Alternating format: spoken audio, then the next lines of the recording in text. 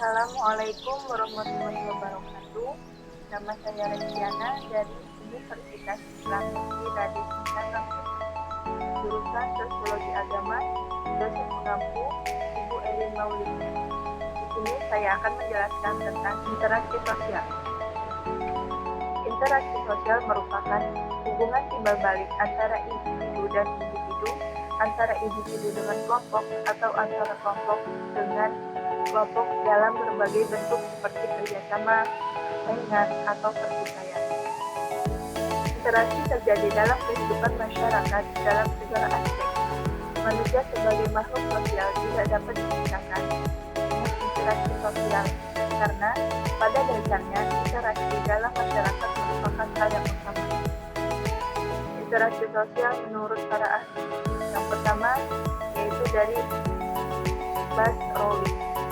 Menurut Bas-Rowi, interaksi sosial adalah hubungan dinamis yang mempertemukan antara satu orang dengan orang lain, kelompok dengan kelompok, atau orang dengan kelompok. Interaksi berbentuk kerjasama tapi juga tindakan, persaingan, dan pertikaian. Yang kedua yaitu dari Gilin. Menurut Gilin, interaksi sosial ialah hubungan sosial yang dinamis dan menyangkut hubungan antar orang perorangan, antar kelompok, kelompok manusia, atau orang perorangan dengan kelompok manusia. Yang ketiga ada dari Partowisastro. Beliau mengemukakan interaksi sosial yaitu relasi sosial yang berfungsi menjalin berbagai jenis relasi sosial yang dinamis, baik relasi itu berbentuk individu atau kelompok dengan kelompok atau individu dengan kelompok. Faktor terjadinya interaksi sosial. Yang pertama ada imitasi. Imitasi merupakan perilaku meniru orang lain. Contohnya, para penggemar anime.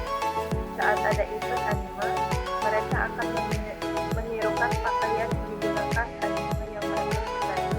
Yang kedua ada identifikasi. Identifikasi merupakan perilaku serupa yang dengan pihak lain yang dituju. Contohnya, setiap sekolah memiliki perbedaan nama sekolahnya. Tujuannya agar tidak terjadi kesalahan dalam identifikasi. Yang ketiga ada empati. Empati merupakan perilaku ikut merasakan dan terlibat dengan apa yang dirasakan atau dialami pihak lain. Contohnya, siswa menggalang dana untuk membantu siswa yang kurang mampu. Selanjutnya ada simpati. Simpati merupakan perilaku peduli kepada pihak lain karena kesukaan ataupun kedukaan yang dialami pihak lain. Contohnya, orang yang akan merasa iba saat melihat orang lain sakit. Yang kelima ada sugesti. Sugesti merupakan pengaruh kepada pihak lain untuk mengikuti dan melaksanakan apa yang diinginkan karena rasa percaya.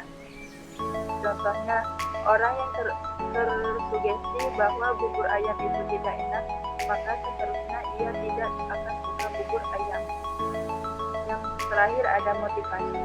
Motivasi yaitu dorongan kepada pihak lain, baik individu maupun kelompok. Contohnya, para siswa menjadi terpacu untuk belajar lebih giat saat motivator besar datang memberikan pelatihan kepada para siswa.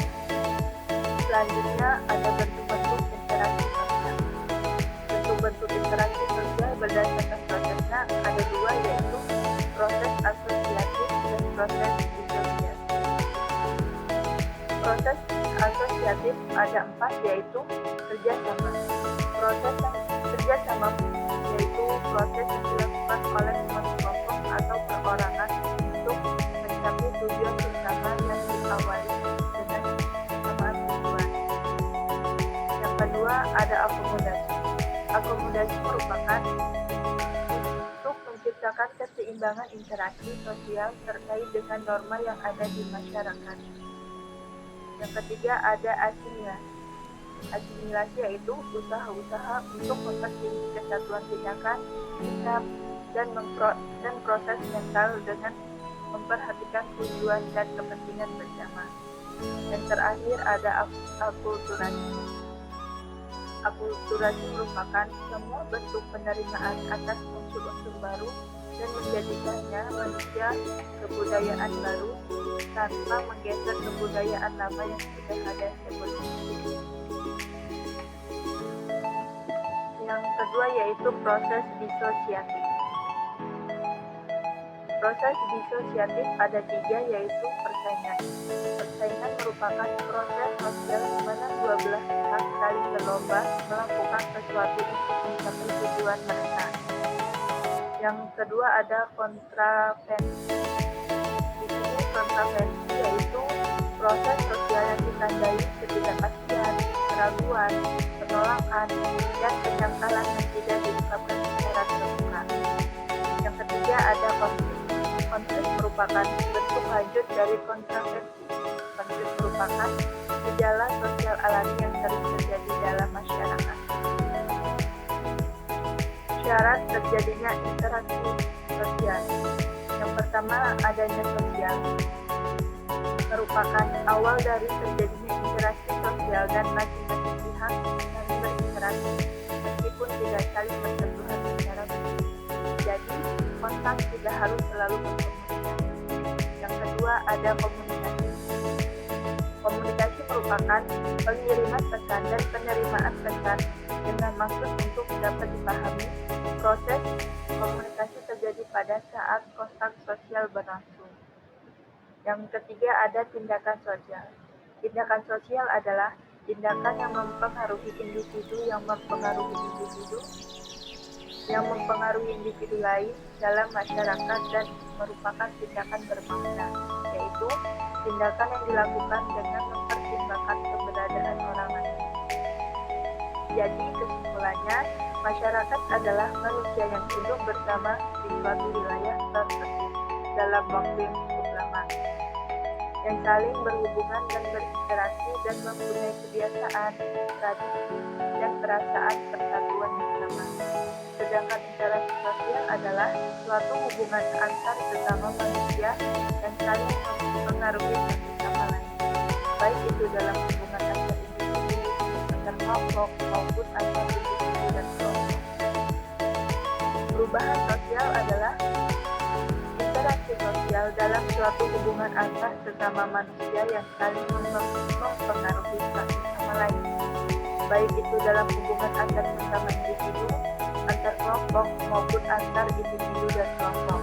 Jadi, di dalam sebuah masyarakat terdapat interaksi sosial yang membuat mereka terhubung antar satu dengan yang lainnya, dan masyarakat dapat berubah sesuai dengan lingkungannya.